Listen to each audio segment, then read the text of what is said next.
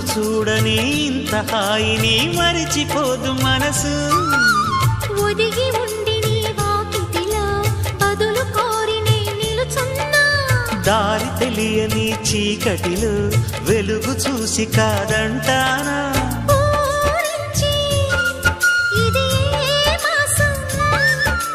ప్రేమించే ప్రతి గుండెను అందెల సందడి చేసే హేమంతం ఇది. మన సొంతం అయినది.